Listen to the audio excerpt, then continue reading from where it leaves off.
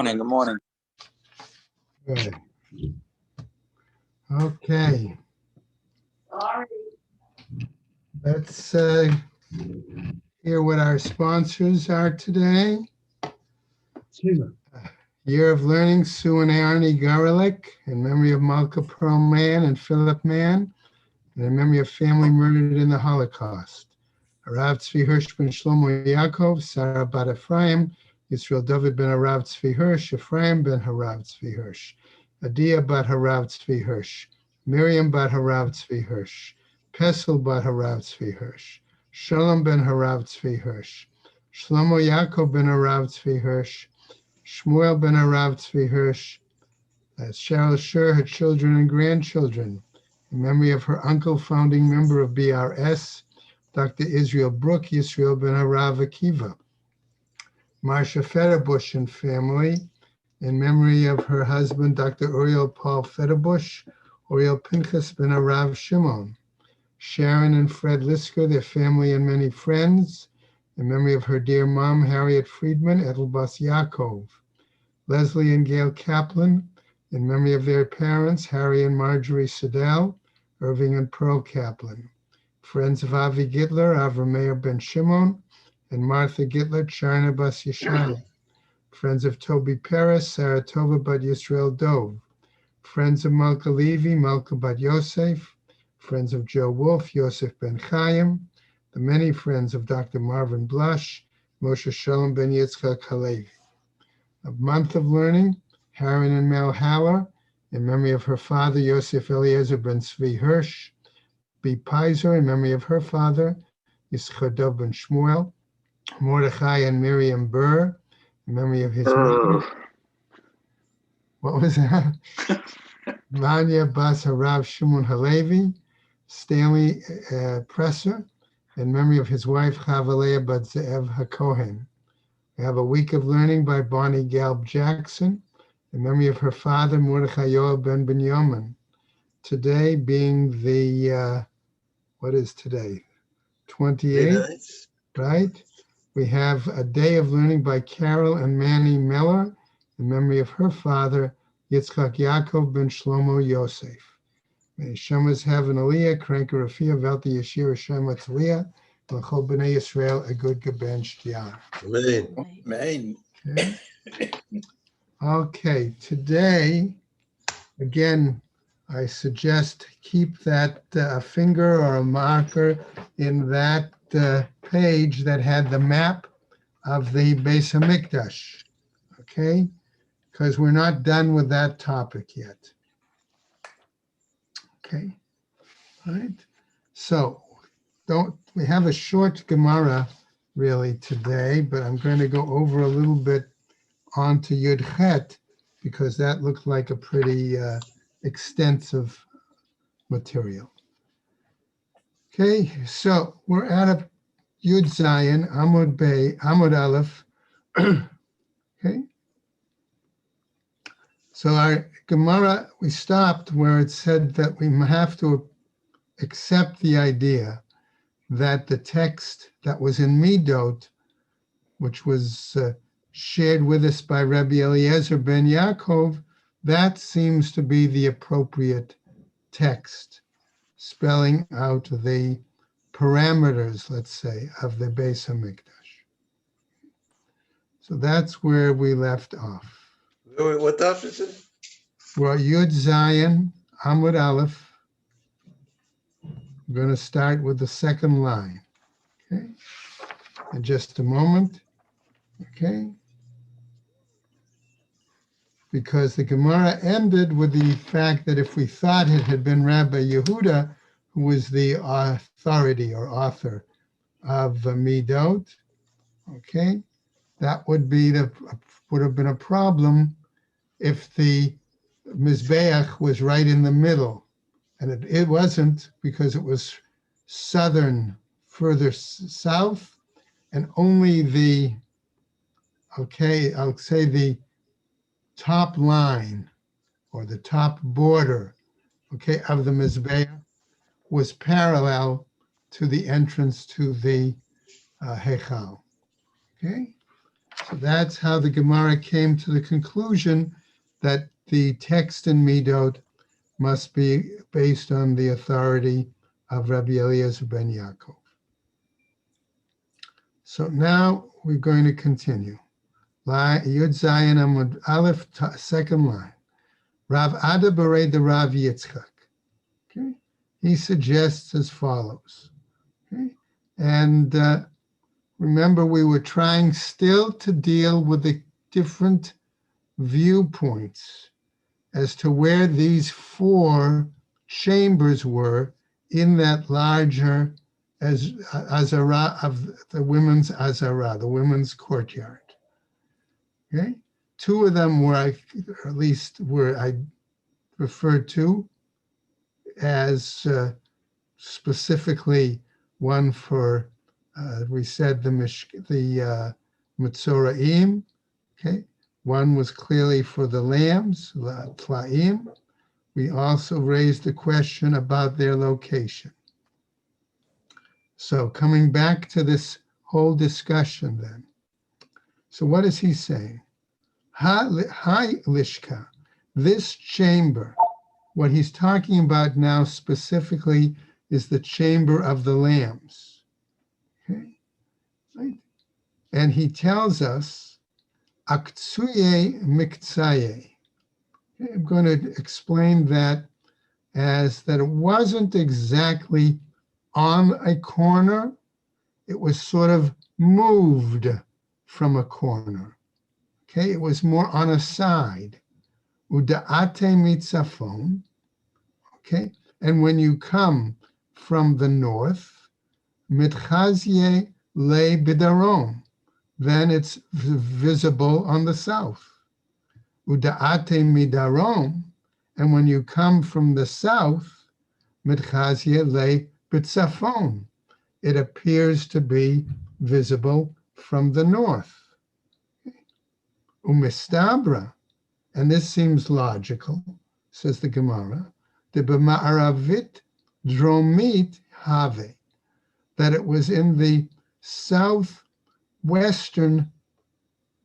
let's say, I'm going to call it side, mimai, midibra ma'inan lechem hapanim al lechem hapanim, from that which we would define as a machloket, as to the exact location of the lishka in one source for lechem hapanim versus another source on lechem hapanim. So what is it suggesting that this machloket is? It says that if you look at the source in Tamid, okay, that the lechem hapanim is then in the northwest corner. If you look at the source in Midot, the lechem hapanim is in the southeast corner. So that's the machloket it's referring to.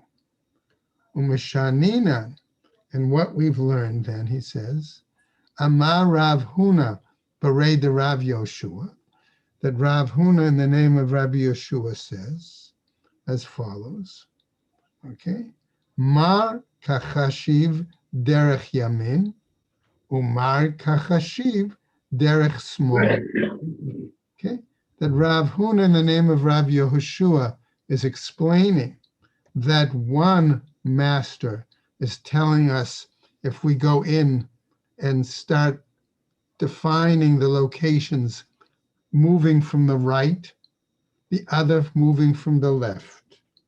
Okay, so in other words, in Midot, what in that text, if we enter from the southwest and we go right, counterclockwise, we find the order of the chambers as the lambs, then the showbread, okay, then the old stones from the Mizbeach, and then the chamber for the immersion or the seals.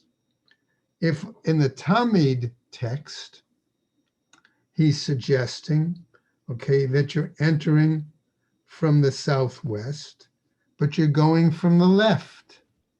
And if you go from the left, you're going clockwise, you're then going to find the order as follows. First the lambs, then the immersion or seals, then the altar stones, and then the showbread.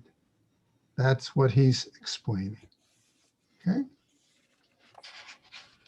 And even though the Tosfot there have some drawings, I still had to use a map and make notes. Okay? So that's the best I can suggest as we go now to, right, Amud Beis. I amart b'shlema b'ma'aravit dromit have. If you're going to say, right, as implied Rav Huna, that by coming in on the southwest, right, that the Tlaim chamber was not really in a corner, but more along the side. Hainu demataretz lechem hapanim alechem hapanim. This is how we can then explain, okay, and come up with a explanation to the apparent machloket as to where the chamber for the lechem hapanim, the showbread, was found. Ela I amart tzfonit maravit have. But if you're going to say that it was northwest, okay, sof, mai tirutza de lechem hapanim. Ultimately, then, what explanation can you give to say where the chamber was of lechem hapanim and this machloket between the two sources of Talmid and Mido? Ela lav shma mina, but rather, must we not learn from this, b'ma'aravit dromit have, that it was in the southwestern side? Shma mina. Indeed, that's what we learn from it. Okay. Now, continuing, the Gemara raises a point. V'ha'amar mar, but didn't the master elsewhere in another text once tell us, Kol pinot she'ata ponel lo yihiyu ela derech yamin lemizrach, that whenever the Kohen would normally enter or move around in the temple, the Beis Hamikdash areas, they would tend to move to the right, okay, towards the east. So the Gemara answers that theoretical challenge, Hani mili ba'avodah. That was only in a situation where we were talking about when they were carrying out the actual worship. Aval hacha chushbena ba'almahu. But here, in our case, we're talking about a reckoning, a measurement in general. And so that challenge falls to the wayside. Okay, let's go on now to a slightly new piece in the Gemara that tells us as follows, right? Referring back to our Mishnah, it told us, Shekohen Gadol makriv chelik barosh v'notel chelik barosh. According to the Mishnah, the Kohen Gadol can take the first portion, okay, of an offering, and right, that can do so first, right? So he can either choose to say do the first part of an offering, or if he wants to take the meat from that offering, choose that first. Tanu Rabbanan, says a Braita, Ketzad makriv chelik barosh. How is it possible for him to make an offering initially? Omer, the Kohen Gadol might say, Ola zo ani makriv, that he could make a verbal designation and say, I will carry out this burnt offering. Mincha zo ani makriv, or this meal offering, I will carry it out, right? Ketzad notel chelik barosh. How is it possible for him to, I'm going to change the wording a little bit, receive and take the first part of an offering? Okay? Omer, he might say, chatat zo ani ochel, that from that chatas offering, I will eat. Asham zo ani ochel, or from such an asham offering, I will eat. V'notel chala mishtei chalot.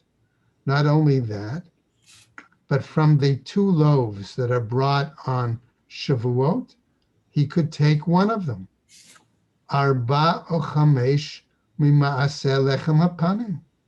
Also, he has first dibs, so to speak, okay, for 4 or 5 of the 12 lechem hapanim brought on each Shabbat. Okay. Now, having said this item in this list regarding the lechem hapanim, the Gemara is going to pick up on this and tell us the following. Rebbe Omer le'olam chamesh. According to Rebbe, the Kohen Gadol always could receive when he takes first 5 of the 12 loaves.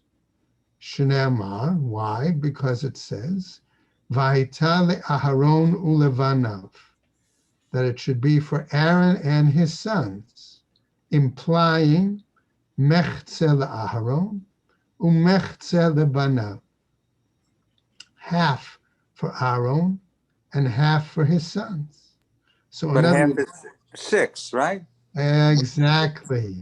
exactly. So now we have a problem, right? If we're citing the pasuk as our proof, that would seem to tell us that Aaron should, the high Kohen Gadol, not just Aaron, but any Kohen Gadol, should get 6 of the 12, and the rest of the Kohanim, theoretically, should only get also 6 of the 12. But there were only 10 of them. Okay? So what happens? Gufa kasha. And that's what the problem. This Braita then is problematic. Amart notel chala achat mishtei chalot. Mani. Okay? You've just said that he can take one of the 2 Shavuot chalas. According to whom? Rebbe Da'ama Palga Shakil. It seems to be according to Rebbe, who says he can take half. Now, if that's the case, then this Braita, Ema Mitziata, I would say, but look at the middle section of the Braita, where it said, Arba o Chamesh Mima'aseh Lechem Hapanim.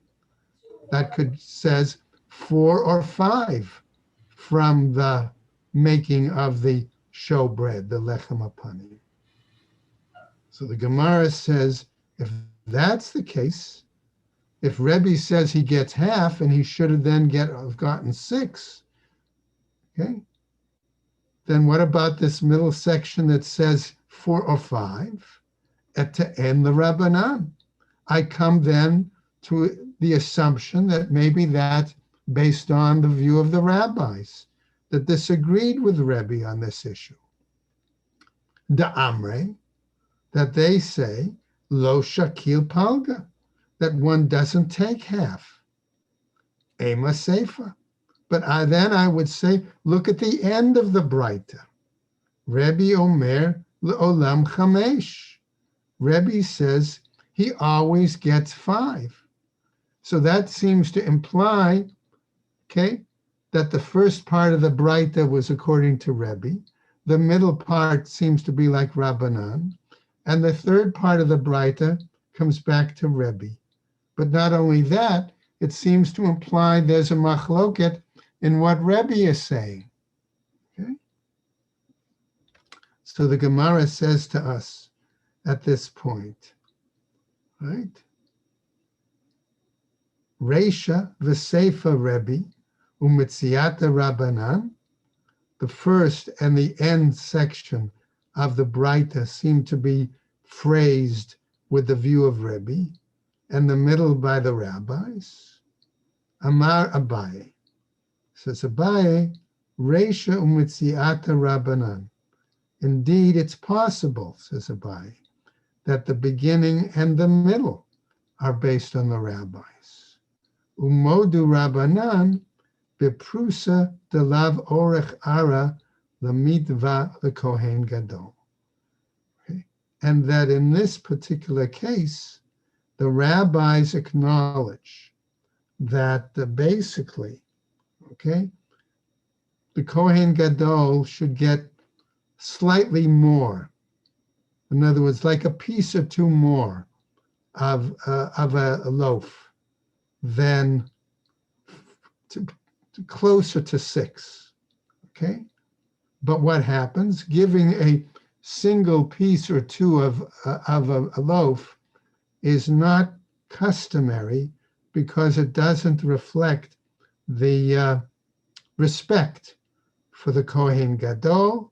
So instead, they acknowledge, fine, so give him the entire loaf. Okay? Now, what happens? Let's go over now to Yud Chet for a little bit. Okay?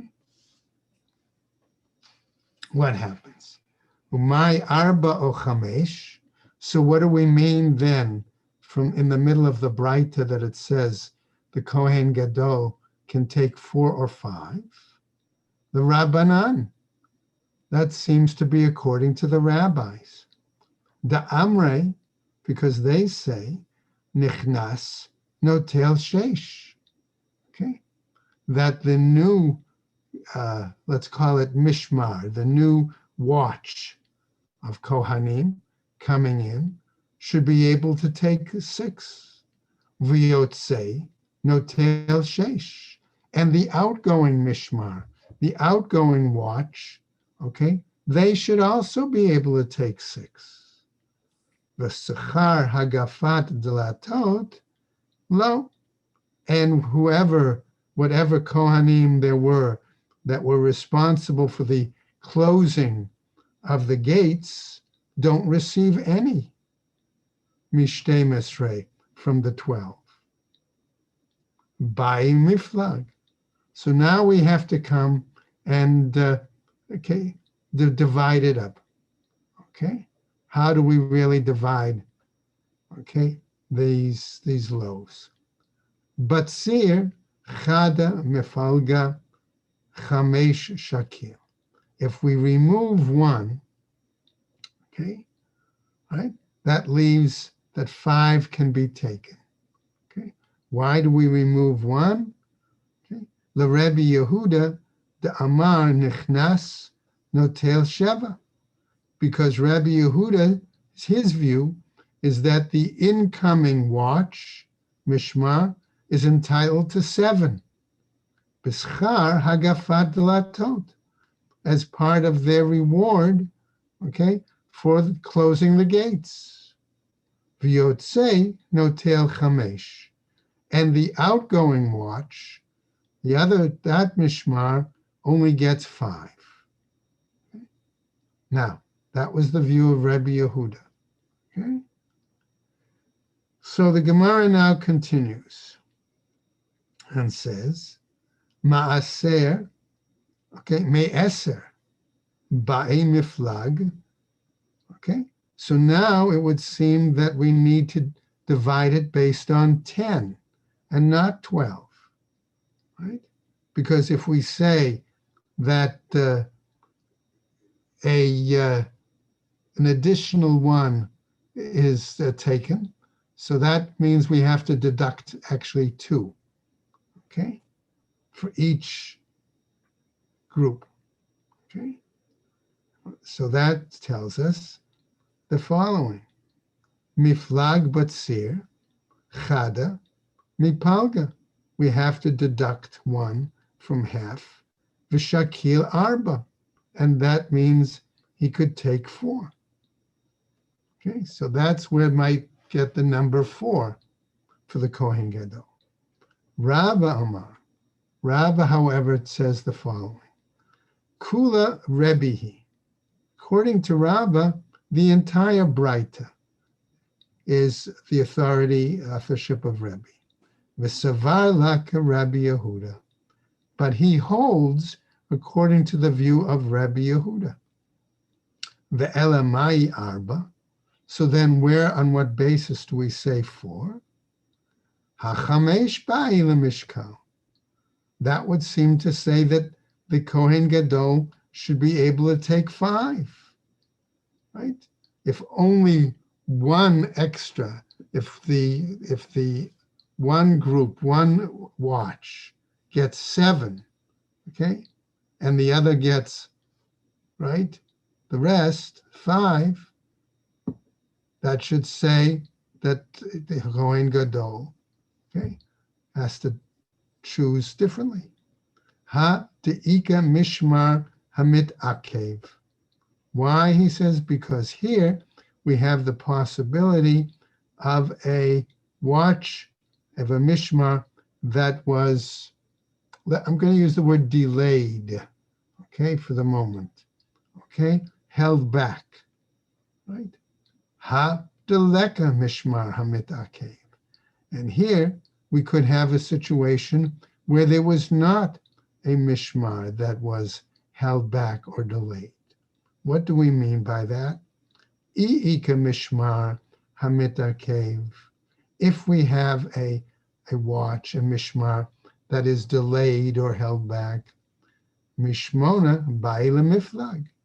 Then from 8, it has to separate. V'shakil arba, and it takes 4. Ileka mishmar hamit akev. Okay, if we don't have a mishmar that is held up or delayed, me'eser ba'ila miflag v'shakil chamesh. Then he can choose from 10, and you divide that in half, and he can take 5. Okay. So what does it mean delayed?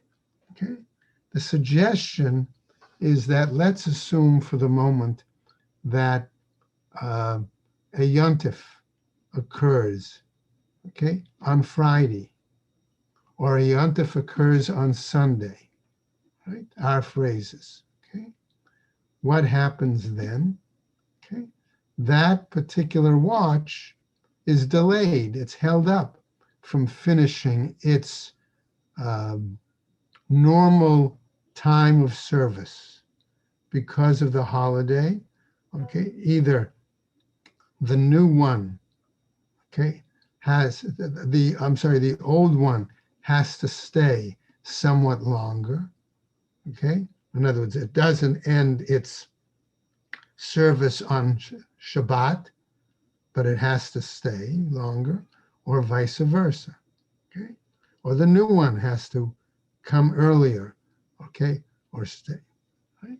So that's the implication. Ihachi mai Rebbe Omer le'olam chamesh.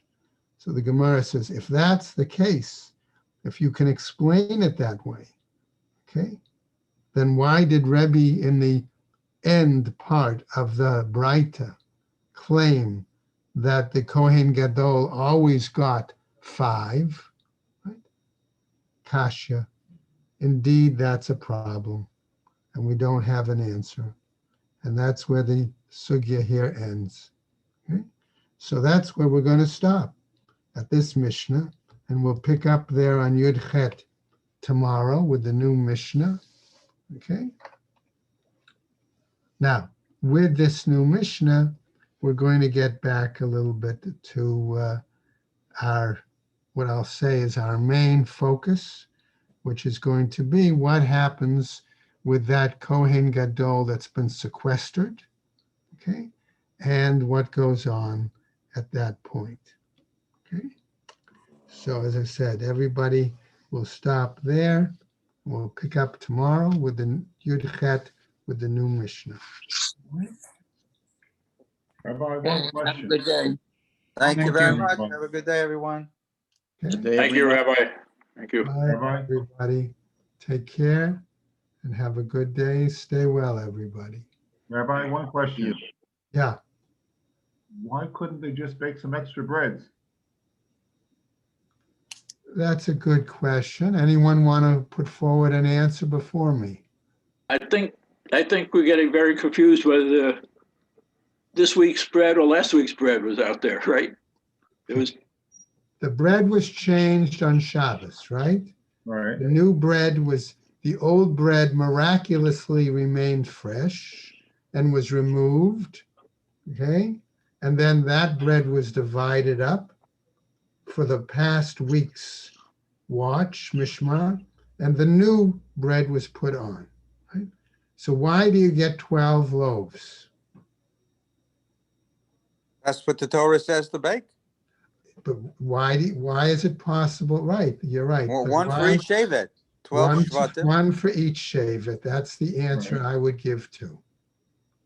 That's exactly the only answer I could. but is the Kohen Gadol taking from the loaves, last week's loaves, or is he taking from the new ones? He takes from the past week's loaves. Past week. Right. Which were just as fresh as the ones that were baked. Exactly. That was the miracle of the Lechem Apanim. Right. Exactly. He has to take them from last week's, because otherwise next week Right. they wouldn't be You're there. not going to have Right. a full deck. Right, and because it says, I don't remember the exact pasuk, but it says that the lechem panim has to be before Hashem all the time. So that's why it has to be such that one group sort of removes while another group, the new watch, sort Right. of slides it in. I Didn't- always like to think of them that they look like, excuse the expression, French bread, okay? Or like large challahs that you see at a bar mitzvah, at a wedding, something like that, that they were baked in a certain shape and a certain form and things like that. Didn't they have What a, are any of the rabbis going to do with all those carbs? What? Carbs? They didn't worry What are about the rabbis carbs. going to do with all Yeah. those carbs? Yeah, they didn't worry about carbs. Zev, No carbs, no gluten. wasn't there a form, and an onion has a form for a maximum number of colors? If they Right, made more, it wouldn't fit into the form. right. They were baked in a form, I think. But and then then- they set them also into a standing form. Right, and then that was why they used a form to bake it, so it would fit into the sections of the ma'arechet, I call it, the structure that held the lechem apanim. The book that has pictures of the tabernacle, and I'm sure that the newer Art Scroll edition that has color pictures as well may have a picture of it, and it shows basically 6 and 6, the form Loaves stacked up. stacked up, exactly, right. Okay. Thank you.